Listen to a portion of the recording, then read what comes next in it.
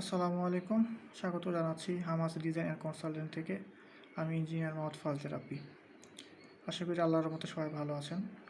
কিছুদিন আগে আমি একটা ভিডিও করেছিলাম মাত্র 952 স্কোয়ার ফিট জায়গার উপরে 1.33 কাঠা ছোটো একটা জায়গার উপরে 3 রুমে খুব সুন্দর একটা ড্রয়িং দেখিয়েছিলাম। 34 ফিট বাই 28 ফিট। এই ড্রয়িংটা অনেকে পছন্দ করেছেন এবং জিজ্ঞেস করেছিলেন গ্যারাজ করলে কেমন হবে, নিচে যদি গ্যারাজ সহ একটা ফ্লোর করা হয় ওই ড্রয়িংটা কেমন হবে। তো এখন আমি দেখাবো নিচে যদি গ্যারাজ করা হয় গাড়ি রাখা plus drawing room plus security room সহ কেমন হবে। আমরা শুরুতে দেখতে পাচ্ছি বড় একটা গ্যারেজ, যেখানে গাড়ি প্লাস মোটরসাইকেল পার্কিং করতে পারবেন। খুব ভালো একটা সুন্দর বড় জায়গা।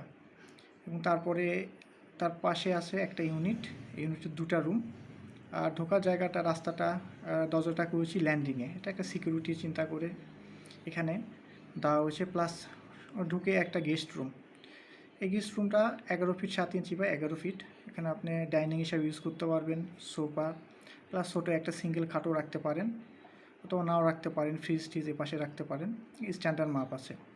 পাশে আছে রান্নাঘর 7 feet 2 inch by 5 feet 2 inch, মোটামুটি স্ট্যান্ডার্ড একটা রান্নাঘর ছোটো ফ্যামিলির জন্য।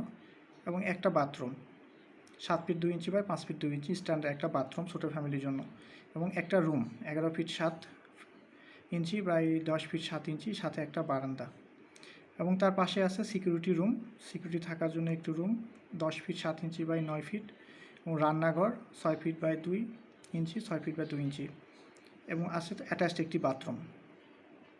যারা নিচে গ্রাউন্ড ফ্লোর ডিজাইন খুঁজতেছেন নিচে কম জায়গার মধ্যে, তাদের জন্য একটি সুন্দর ড্রয়িং।